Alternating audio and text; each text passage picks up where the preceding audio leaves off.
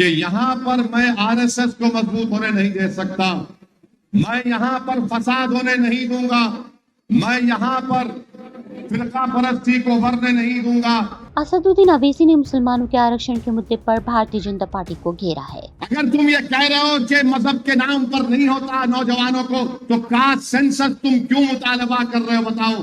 तेलंगाना में प्रचार के दौरान उन्होंने मुसलमानों को मिले आरक्षण की 4 वजहें गिनाई है। साथ ही उन्होंने भाजपा पर समुदाय से नफरत करने के आरोप भी लगाए हैं। तेलंगाना में 30 नवंबर को मतदान होना है। तेलंगाना को मजबूत बनाने के लिए, तेलंगाना में आरएसएस को कमजोर करने के लिए, तेलंगाना में मोदी, योगी, अमित शाह को रोकने के लिए, तेलंगाना में वो कांग्रेस पार्टी का सदर जिसको मैंने नाम दिया है, उसका नाम है आरएसएस अन्ना, उसको रोकने के लिए।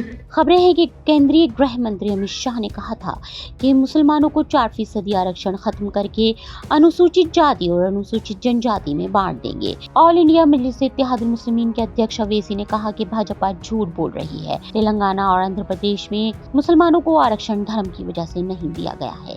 रिजर्वेशन निकाल देंगे, मुसलमान के नाम नहीं मिल रहा, मुसलमान के नाम पर रिजर्वेशन, झूठ बोल रही है बीजेपी।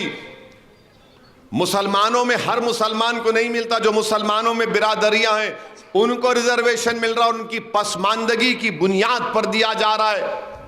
अवैसी ने आगे कहा कि पहले तो मुसलमानों के शैक्षणिक और सामाजिक पिछड़े होने से जुड़ा डेटा भी है। दूसरा, दिवंगत PS कृष्णन ने एक रिपोर्ट तैयार की थी जिसमें बताया गया कि मुसलमान समुदाय में कुछ पिछड़े वर्ग हैं जिन्हें रिजर्वेशन मिलना चाहिए, उच्च वर्गीय मुसलमानों को नहीं।